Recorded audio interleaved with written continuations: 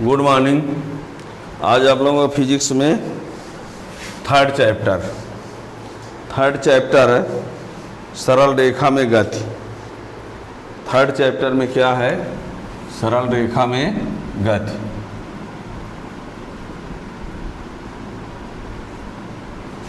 सरल रेखा में गति, मोशन इन स्ट्रेट लाइन।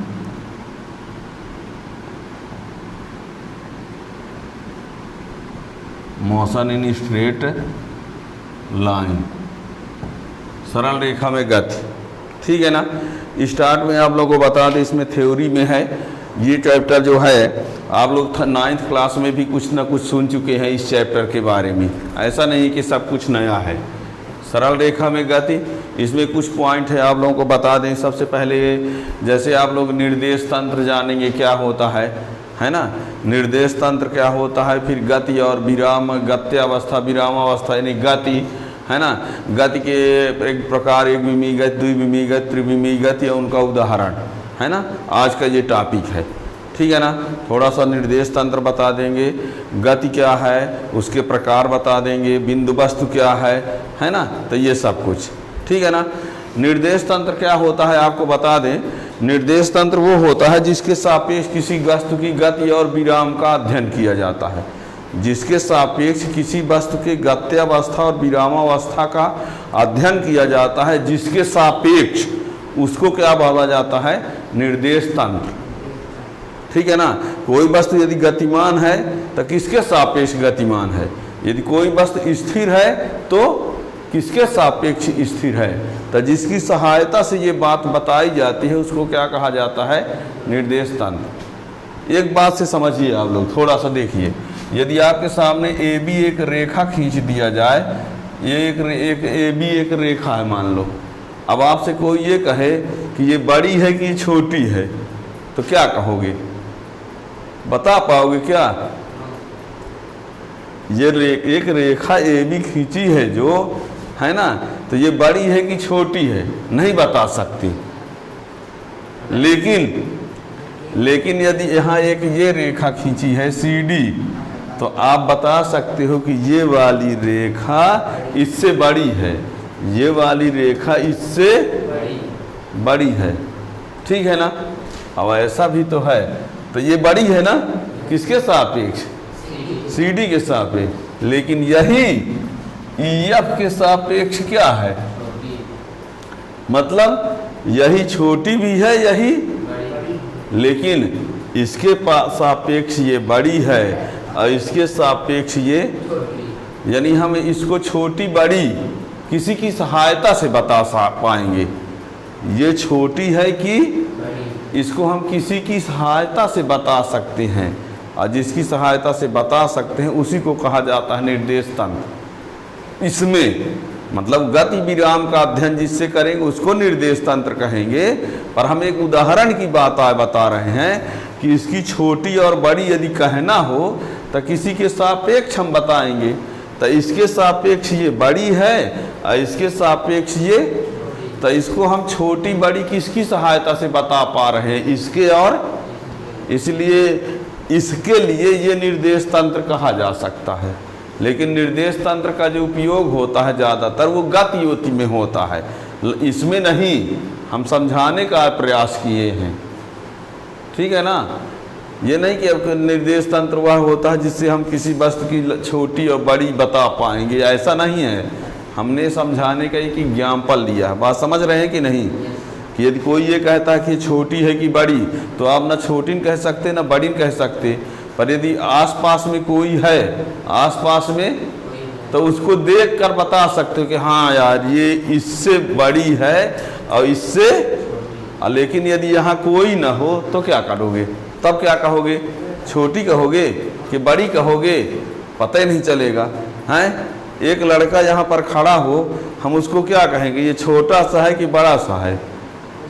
अगल बगल में कोई और हो तो कह सकते हैं कि ये वाला उससे बड़ा है, या ये कह सकते हैं कि ये वाला उससे छोटा है। ठीक है ना। या कि यदि कह देते हैं बहुत छोटा है तो एवरेज के हिसाब से, कि कोई आदमी इतने एज वाला इतना बड़ा होता है तो भले कोई कह दे, तो वहाँ पर एज के आधार पर कुछ अंदाज़ा लगा ले, वो अलग मैटर होता है। ठीक है ना। तो हम क्या बता रहे थे कि निर्देश तंत्र क्या होता है। तो निर्देश तंत्र वह तंत्र होता है जिसके सापेक्ष किसी वस्तु के गत्यावस्था और विरामावस्था का अध्ययन किया जा सकता है, उसे कहा जाता है निर्देश तंत्र। यानी वह तंत्र या वह जिसके सापेक्ष किसी वस्तु के गतिमान अवस्था या विराम अवस्था का अध्ययन किया जाता है या बताया जा सकता है, उसको कहते हैं निर्देश तंत्र। ठीक है ना। अब गति और विराम क्या होता है आपको बता दें। यदि समय के साथ किसी वस्तु की स्थिति में परिवर्तन हो रहा है, किसी वस्तु के सापेक्ष या समय के सापेक्ष किसी की स्थिति में क्या हो रहा हो, परिवर्तन हो रहा, तो कहलाती है गति। और यदि नहीं हो रहा है परिवर्तन तो कहलाएगा विराम।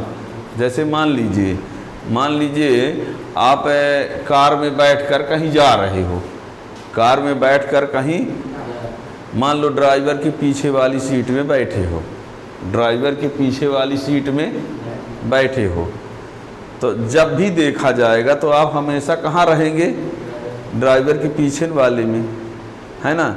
कुछ समय बाद देखे तब भी वही, कुछ समय बाद देखे तब भी वही, कुछ समय बाद देखे तब भी वही।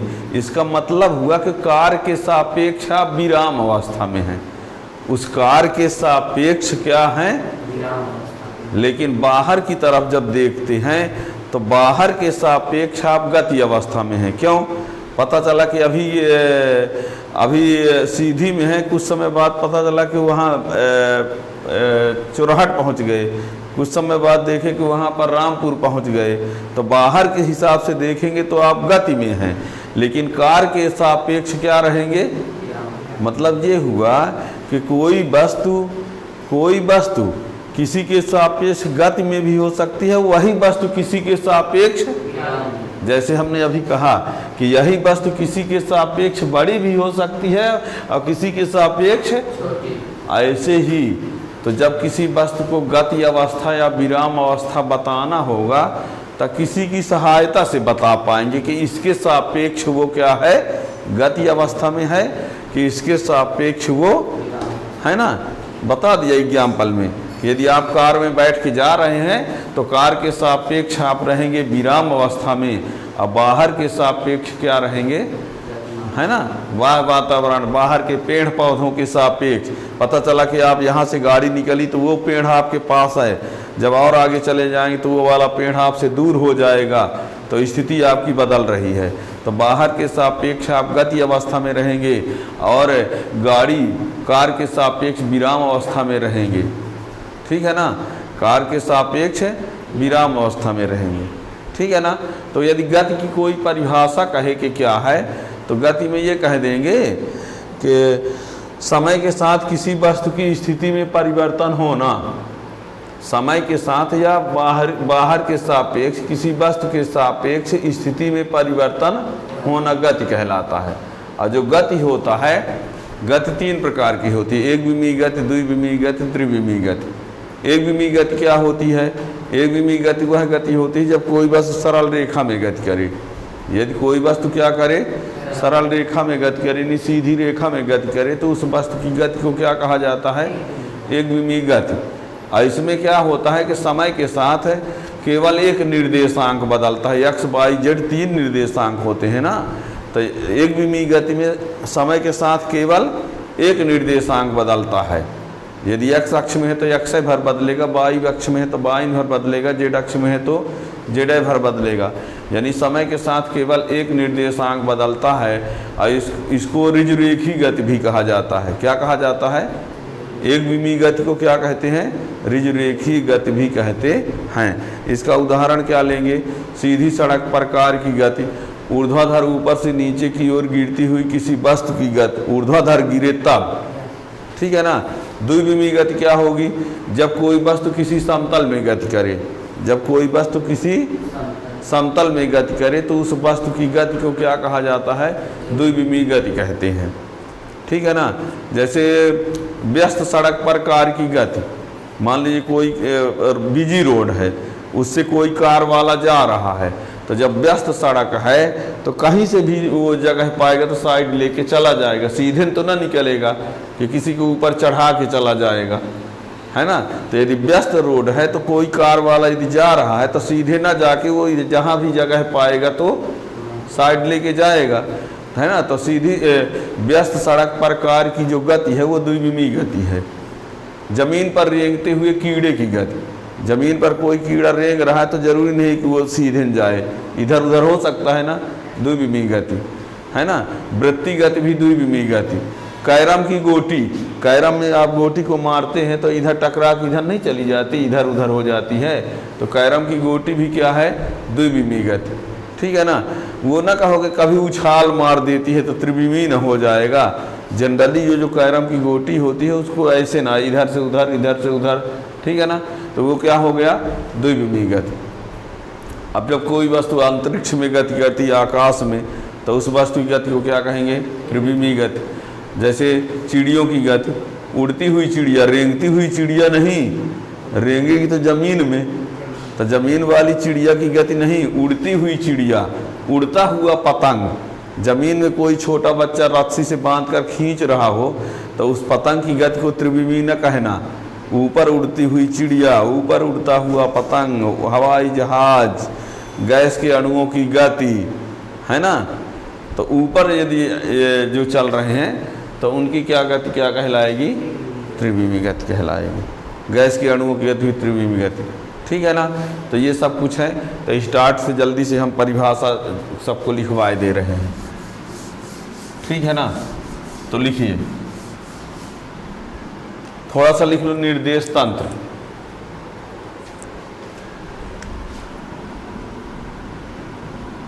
निर्देश तंत्र वह तंत्र जिसके सापेक्ष, वह तंत्र वस्तु कुछ भी जिसके सापेक्ष किसी वस्तु की गति अथवा विराम अवस्था का अध्ययन किया जाता है, निर्देश तंत्र कहलाता है। वह तंत्र जिसके सापेक्ष किसी वस्तु की गति अथवा विराम अवस्था का अध्ययन किया जाता है, निर्देश तंत्र कहलाता है, ठीक है ना। इसके बाद आता है गति। समय के साथ किसी वस्तु की स्थिति में, समय के साथ किसी वस्तु की स्थिति में परिवर्तन होना, समय के साथ किसी वस्तु की स्थिति में परिवर्तन होना गति कहलाता है। समय के साथ वह वातावरण के सापेक्ष, है ना, बाहरी वस्तुओं के सापेक्ष समय के साथ किसी वस्तु की स्थिति में परिवर्तन होना गति कहलाता है।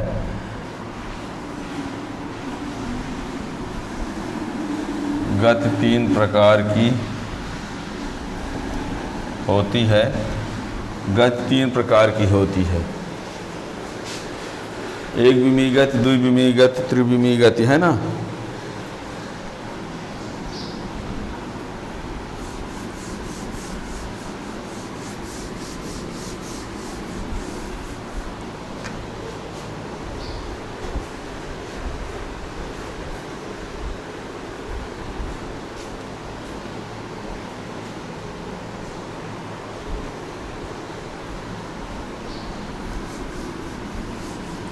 हो गया।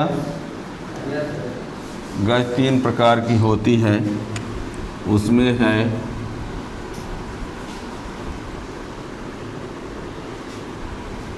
एक विमीय गति, एक विमीय गति, ठीक है। दिख रहा है इधर भी, एक विमी गति, एक विमी गति।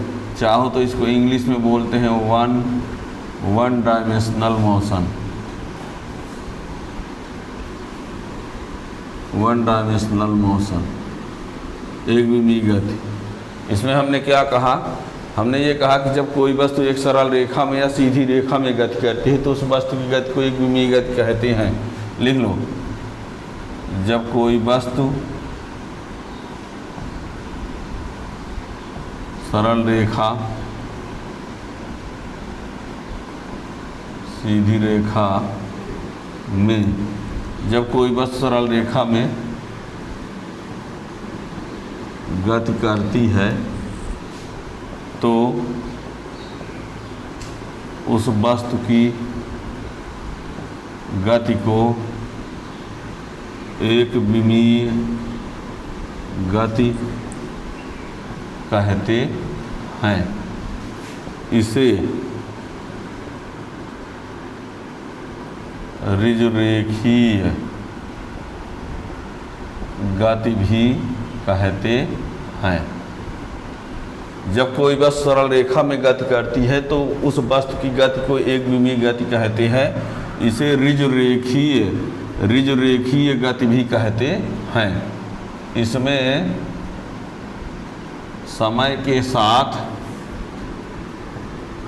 केवल एक निर्देशांक, केवल एक निर्देशांक बदलता है।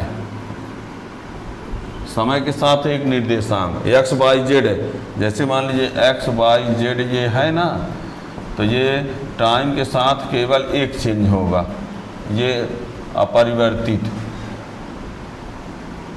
अपरिवर्तित, और ये परिवर्तित।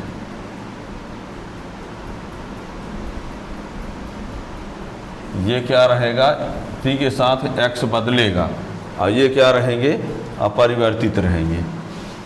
ठीक है,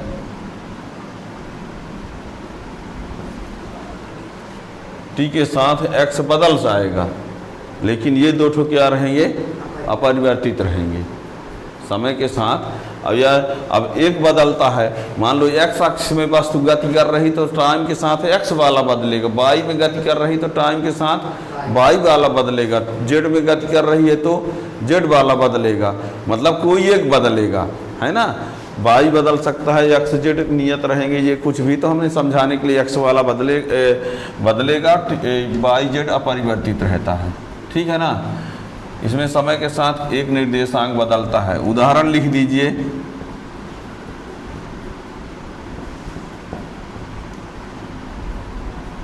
सीधी सड़क पर कार की गति ऊर्ध्वाधर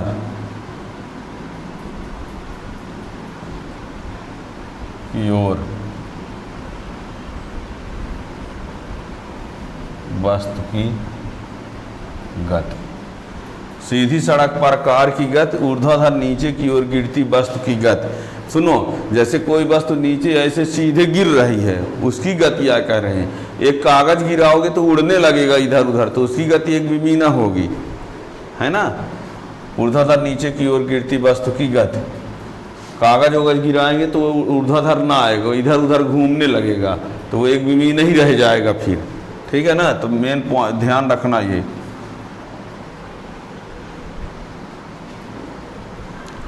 इसके बाद आता है द्विविमीय गति, यानी two dimensional motion. Two dimensional motion, तो इसमें क्या लिखेंगे, जब कोई वस्तु किसी समतल में गति करती है तो उस वस्तु की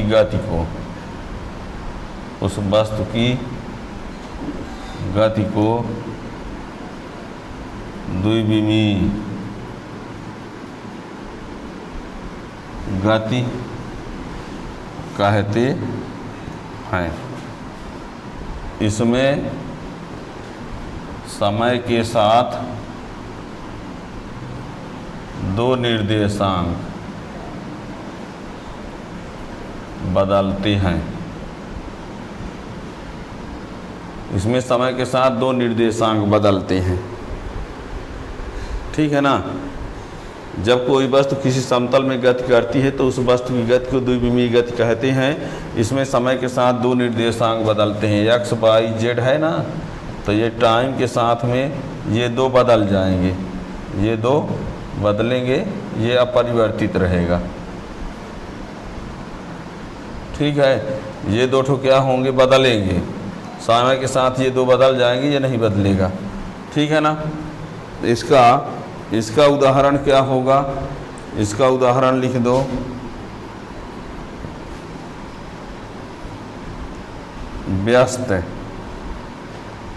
व्यस्त सड़क पर कार की गति जमीन पर रेंगते हुए कीड़े की गति कैरम की गोटी की गति वृत्तीय गति, ये सब क्या है, व्यस्त सड़क पर कार की गति, जमीन पर रेंगते हुए कीड़े की गति, कैरम की गोटी की गति, वृत्तीय गति, ये सब किस में आते हैं, है ना, ये सब द्विविमीय गति में आते हैं, ठीक है ना। अब त्रिविमीय गति क्या होती है, नहीं लिख पाए क्या उदाहरण। अब त्रिविमीय गति यानी 3 डायमेंशनल मोशन, इसमें लिखेंगे जब कोई वस्तु अंतरिक्ष में गति करती है तो आकाश में गति करती है, ऊपर 3D से मतलब जब कोई वस्तु अंतरिक्ष में गति करती है तो उस वस्तु की गति को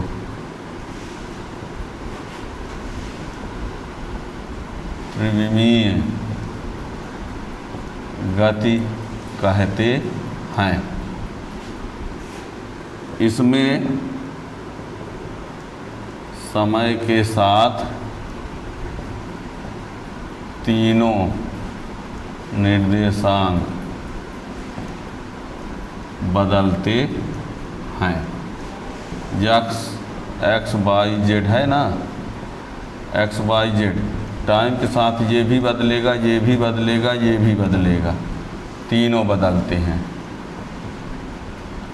तीनों परिवर्तित, ठीक है ना। एक्स वाई जेड, जेड है ये,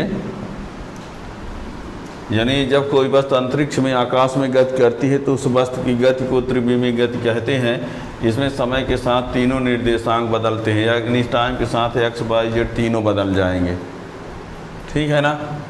और इसका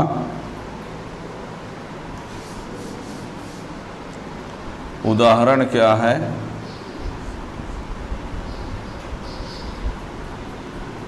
हवाई जहाज की गति, उड़ते हुए हवाई जहाज की, उड़ती हुई चिड़िया, पतंग की गति, उड़ता हुआ पतंग होना चाहिए, उड़ती हुई चिड़िया पतंग की गति, है ना। गैस के अणुओं की गति,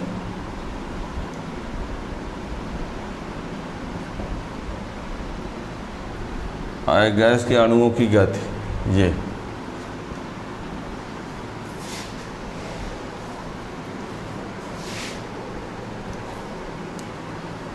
हो गया गैस के अणुओं की गति। तो ये हो गए एक विमीय गति, द्विविमीय गति और त्रिविमीय गति। अब इसमें एक पॉइंट आता है, बिंदु वस्तु क्या होता है। क्या? बिंदु वस्तु। बिंदु वस्तु के बारे में बताएं, नहीं लिख पाए? बिंदु वस्तु क्या होता है सुनिए। जैसे मान लीजिए कोई वस्तु है, वो वस्तु गतिमान है। क्या है? वस्तु गतिमान है और उस गतिमान वस्तु के द्वारा तय की गई दूरी बहुत ज़्यादा है और उस वस्तु का आकार, अब आकार मान ले और लंबाई मान लो, चौड़ाई मान लो, जो भी कहो, बहुत कम है। यदि कोई वस्तु गतिमान है और उस वस्तु के द्वारा तय की गई दूरी जो है वो बहुत ज़्यादा है, लेकिन उस वस्तु का आकार यानी लंबाई बहुत कम है, तो वहाँ पर उस वस्तु को बिंदु वस्तु माना जाता है। यदि किसी वस्तु के द्वारा तय की गई दूरी वस्तु के आकार की तुलना में बहुत ज़्यादा हो, चाहे ये कह दो कि यदि किसी वस्तु का आकार उसके द्वारा तय की गई दूरी की तुलना में बहुत कम हो, यदि किसी वस्तु का आकार बीमा लंबाई चौड़ाई से, आकार मतलब लंबाई चौड़ाई से, तो यदि किसी वस्तु का आकार लंबाई चौड़ाई उस वस्तु के द्वारा तय की गई दूरी की तुलना में बहुत कम हो, तो उस वस्तु को कहा जाता है बिंदु वस्तु। जैसे खेल के मैदान में क्रिकेट की बॉल, खेल के मैदान में क्रिकेट की बॉल की लंबाई चौड़ाई व्यास कितना होगा? 5-7 मीटर सेंटीमीटर, 5-7 सेंटीमीटर, हमको नहीं फिक्स है पर इतना जानते ना, इतनी बड़ी होती है तो कितना होगा, है ना? 6-7 सेंटीमीटर मान लो, जितनी भी, हमको फिक्स नहीं मालूम है। ये ना कह देना सर गलत बता रहे हैं, हमको खुद नहीं मालूम है, मेजर करके हम नहीं जानते, पर कुछ इतनी आकार की होती है। लेकिन चौका छक्का जब लगता है तो कितनी दूर जाती है, यहाँ तक कि कभी कभी गेंद उड़ जाती, गुम जाती है। हैं कह देते सबसे ज़्यादा लंबा छक्का अफरीदी ने मारा है, हैं तो गेंद भी गुम जाती है। तो ये हम कह रहे हैं कि यदि किसी वस्तु का आकार उस वस्तु के द्वारा तय की गई दूरी की तुलना में बहुत कम हो, आकार बहुत कम हो, तो वहाँ पर उस वस्तु को बिंदु वस्तु कहते हैं। अब मान लो एम्पायर गेंद को जो डिब्बा में लिए रहते हैं, तो कहोगे डिब्बा में रखी है तो क्या बिंदु वस्तु है? तब नहीं है, वो डिब्बा में रखी है या दुकान में अलमारी में रखी है गेंद, तो वहाँ पर वो बिंदु वस्तु। लेकिन खेल के मैदान में जिस पर बैट बल्ला चलता है ना, तो वो बहुत भागती है, फिर तो कहते हैं 120 मीटर 150 मीटर दूरी का छक्का बाउंड्री से बाहर चला गया है। अरे बाउंड्री से बाहर क्या, स्टेडियम से बाहर, बाउंड्री से बाहर जाएगा तभी तो चौके छक्का होगा, स्टेडियम पार कर गई है। तो यानी ये होता है कि वहाँ पर वो वस्तु बिंदु वस्तु मानी जाएगी। दूसरी बात ये भी कह सकते हो, कोई बस है, बस मान लो यहाँ 80 किलोमीटर का डिस्टेंस चल रही है, रीवा से सीधी से रीवा मान लो जा रही है, तो वहाँ पर जाते समय उसको आप बिंदु वस्तु मान सकते हो। क्यों? बस की लंबाई मान लो 5-7-8 मीटर है ना, 7-8 मीटर मान लो मीटर, और यहाँ सीधी से रीवा 80 किलोमीटर है, तो उसकी तुलना में आकार उसका बहुत छोटा हुआ, तो चलते समय आप उसको क्या मान लेंगे? बिंदु वस्तु। लेकिन वही गाड़ी खचाड़ा बस स्टैंड में खड़ी हो, है ना तो वहाँ पर उसको बिंदु वस्तु नहीं मानेंगे, ठीक है ना। तो यानी यदि किसी वस्तु का आकार उस वस्तु के द्वारा तय की गई दूरी की तुलना में बहुत कम हो, तो वहाँ पर उस वस्तु को बिंदु वस्तु माना जाता है। खेल के मैदान में क्रिकेट बॉल को बिंदु वस्तु माना जाता है। तो लिख लो बिंदु वस्तु।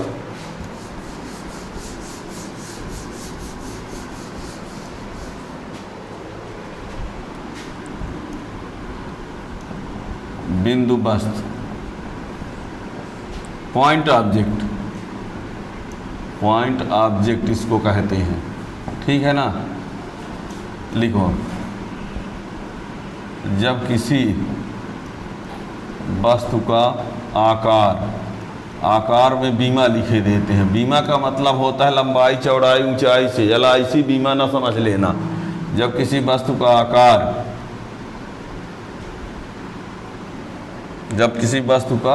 आकार उसके द्वारा तय की गई दूरी की तुलना में बहुत कम हो तो वहाँ पर वस्तु को बिंदु वस्तु माना जाता है, माना जाता है।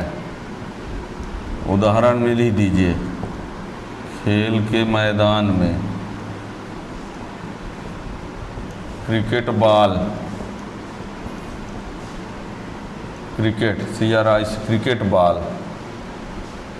है ना, खेल के मैदान में क्रिकेट बॉल को बिंदु वस्तु माना जाता है। ठीक है ना, क्रिकेट बॉल को बस बिंदु वस्तु माना जाता है। ठीक है ना, खेल के मैदान में क्रिकेट बॉल को बिंदु वस्तु माना जाता है, लेकिन एम्पायर जब डिब्बा में रख के लिया रहता है तो वहाँ पर वो बिंदु वस्तु नहीं है, ध्यान रखना है ना। जी बात समझ गए होंगे। Thank you. यदि आप लोगों को ये पसंद आया हो, टॉपिक समझ में आ गया हो तो चैनल को सब्सक्राइब करें, दूसरे को शेयर करें, और इस प्रकार की नई वीडियो, नए टॉपिक को पढ़ने के लिए आपको नया वो सूचना मिलती रहेगी। चैनल को सब्सक्राइब कर लेंगे तो थैंक यू।